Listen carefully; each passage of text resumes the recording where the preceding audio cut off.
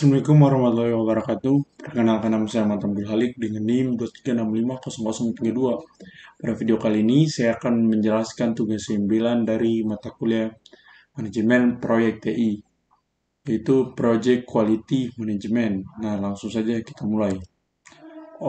Dia memahami manfaat manajemen kualitas, terus memahami proses dalam manajemen kualitas, terus mengenal alat yang dapat digunakan untuk melakukan manajemen kualitas. What is quality? Ini Inggris, terus definisi manajemen kualitas proyek adalah proses yang dilakukan untuk menjamin proyek dapat memenuhi kebutuhan yang telah disepakati melalui aturan-aturan mengenai kualitas, prosedur, ataupun guidelines. Fokus manajemen kualitas proyek yakni membuat perencanaan secara terukur melalui parameter conformance to requirements, proses dan produk proyek yang memenuhi spesifikasi dan fitness for use produk dapat digunakan untuk sesuai maksud dan tujuannya. Nah, 3 proses manajemen kualitas yaitu pertama, perencanaan kualitas, kedua, penjaminan kualitas, ketiga, mengendalikan kualitas. Nah, gambaran umumnya yaitu Project Quality Management. 1. Quality Planning, 2. Performance Quality Assurance, ketiga, Quality Control. Nah, output proses perencanaan kualitas, yaitu rencana manajemen kualitas dapat didokumentasikan secara formal maupun informal, namun harus dapat menjadikan tuntunan agar proses maupun produk proyek menjadi berkualitas, apapun standar yang digunakan, yaitu quality metrics. Nah, digunakan saat proses penjaminan kualitas QA dan pengendalian kualitas QC. Contohnya itu reliability, failure rate, dan availability DSB, dan sebagainya. Output proses perencanaan kualitas yaitu quality checklist, process improvement plan, quality baseline, project management plan atau update, terus penjaminan kualitas. Proses ini dilakukan dalam rangka menjamin peningkatan yang terus-menerus dari berbagai aspek. Proses ini berlangsung secara iteratif, terus tujuannya agar proses ini berjalannya aktivitas merupakan aktivitas yang berkualitas.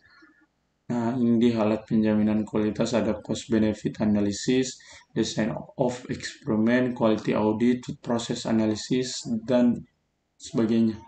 Output penjamin kualitas itu ada request change, recommended corrective action, organizational process asset, dan update management plan.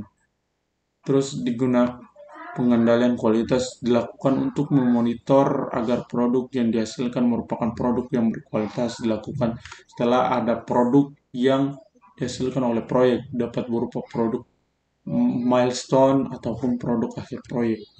Output utama pengendalian kualitas yaitu keputusan baik atau tidaknya proyek berjalan berdasarkan baseline quality ataupun rencana pengendalian, saran tindakan korektif atau preventif jika ada, saran perbaikan aturan, prosedur, ataupun proses. Alat pengendalian kualitas, ada banyak alat yang dapat digunakan dalam melakukan pengendalian kualitas antara lain Pareto diagram, statistical sampling, Six Sigma, diagram kontrol, testing, dan testing pengujian dan sebagainya. Contoh Pareto diagram yaitu ini dia. Terus statistical sampling, metode pengembalian sampel populasi untuk memahami masalah yang ada. Jumlah sampel diambil berkaitan dengan serepresentatif apa data yang diinginkan, sampel size 25x, error. Nah, karena yang tidak perlu Sigma terus formasi dasar Six Sigma target kesempurnaan adalah mencapai tidak lebih dari 3.4 kegagalan sejuta peluang. Prinsip Six Sigma dapat diterapkan pada berbagai proses bisnis. Proyek yang menggunakan Six Sigma sebagai alat kendali kualitasnya biasanya menggunakan 5 fase pengembangan yang disebut DMAIC. Baca DMAIC. Terus DMAIC, define, measure, analysis, improve, dan control. Keunikan Six Sigma yaitu IT ini. Dia punya 3. Terus example of Sigma organization ada Motorola, INC, Alex Signal, Honeywell, dan General Electric. Terus Six Sigma dan manajemen proyek, Joseph Endurance that all improvement takes place project by project. Six Sigma harus berfokus pada masalah kualitas proyek atau gap antara keadaan sekarang dan keadaan yang diinginkan. Sangat penting melakukan pemilihan proyek dengan hati-hati dan melakukan kualitas yang lebih tinggi. Setelah memilih proyek Six Sigma, konsep manajemen, tools, dan teknik yang ada dapat digunakan. Six Sigma dan statik. Sigma berarti standar deviation. Standar deviation menyatakan seberapa besar variasi yang ada di dalam distribusi data. Standar deviation adalah faktor utama dalam menentukan jumlah unit kegagalan dalam sebuah populasi. Standar deviasi menyatakan data berkumpul di sekitar pusat data dan hanya ada sedikit variasi dari data tersebut. Data berdistribusi normal adalah data berbentuk lonceng, yaitu data yang simetris terhadap rata-ratanya. Nah, ini standar deviasi dan distribusi normal. Six Sigma ini dia unit. Terus tabel konversi Six Sigma, yaitu ini dia. Terus Ishikawa diagram, terus quality control charts dan the seven run rule. Contoh diagram kendali, terus testing atau pengujian banyak digunakan dalam proyek IT. Banyak profesional IT yang melakukan testing hanya di bagian akhir pembuatan produk. Testing seharusnya dilakukan pada tiap tahapan dalam siklus hidup pembangunan produk. Testing software development life cycle.